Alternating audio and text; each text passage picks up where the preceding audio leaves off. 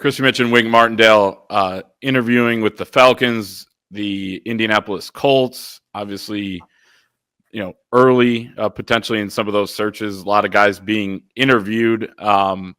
He's had a lot of success in the NFL. 7 years as a coordinator, 20 years overall in that league. Kind of in between his two different stints in college football. 1 year, does a really good job at Michigan overall, and is an NFL guy. I think that no one's surprised that he's getting interest. He's obviously listening. We'll see what comes of it. But what do you guys make of Wink Martindale's interest and the interest from the NFL?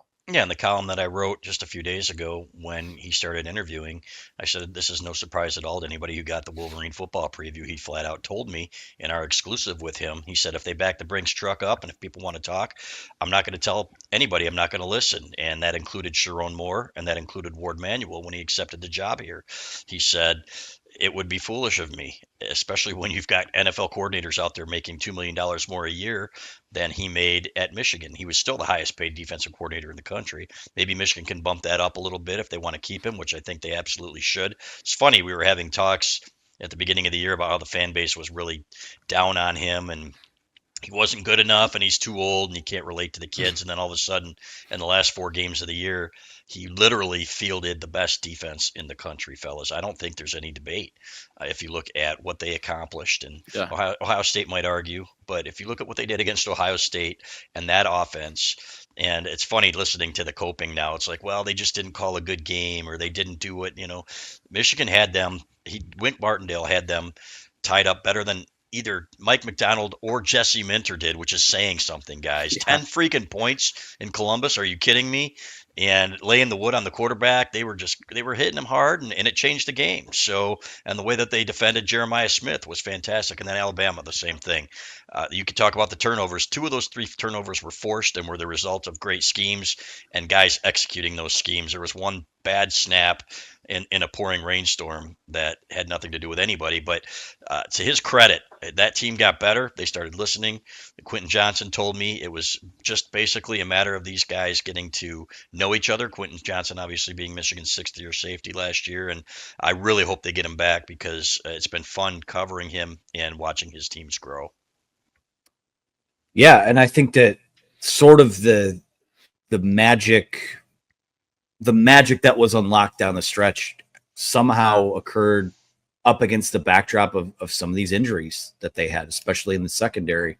I think it forced them to simplify things a little bit, play a little faster. That's not saying that he threw out his playbook and had to completely change. I think they were still doing a lot of the same things, but they had a big menu to pull from. And that was something that they did against Ohio State. They did it against Alabama. I don't think it's any surprise at all that a guy that was in the NFL for 20 years, left the NFL for 1 year, did a great job, especially down the stretch, would have renewed interest in going back. I mean, this isn't a Jim Harbaugh type of thing where it's a will he go, will he stay, always some kind of courtship. No, I think you hired an NFL defensive coordinator, and there are NFL defensive coordinator openings now. So, you would love the continuity because I think they have a lot of great things going for him here. But, if he decides to go, if a team makes an offer to him, it's right back to the hiring cycle. And Michigan has done, again, most of this was obviously pre-Sharon Moore. Jim Harbaugh is hiring coordinators.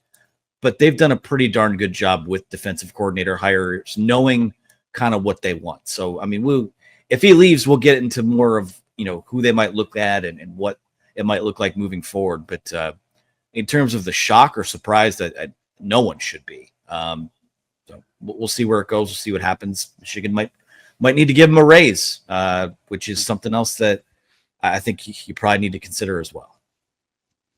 Yeah, and it doesn't mean it wouldn't, just because it's not shocking, doesn't mean it wouldn't be a huge blow, which it would be. I mean, I think you look at just the job that he did, especially in the second half of the year, and the fact that he'd be going into year 2 with some familiar players. Obviously, you lose, several of your stars on that side of the ball, but, look at the bowl game. I mean, look at what he was able to do. And I know it's just one game, but against Alabama, team that had a pretty good offense and held them to essentially nothing the entire game, minus a few plays, and completely controlled that game with basically no help from the offense. And I know we talked about this on the show, I think last week or maybe the week before, just like how much more comfortable Jesse Minter was in year 2 at Michigan and how much more comfortable the players were with him. You could have the same thing with Wink Martindale with that continuity, Anthony, that word that you mentioned that is really important. It's something you probably can't measure how important it is, but it is very crucial. So, if he goes, then, we'll see who Michigan brings in. I would think you would want to keep this system because it has been so good to you. I mean, the record that Michigan football has since you brought over basically this Ravens NFL scheme is pretty ridiculous. Mike McDonald, Jesse Minter, now Wink Martindale, all having a bunch of success with it. So we'll see what his next moves are.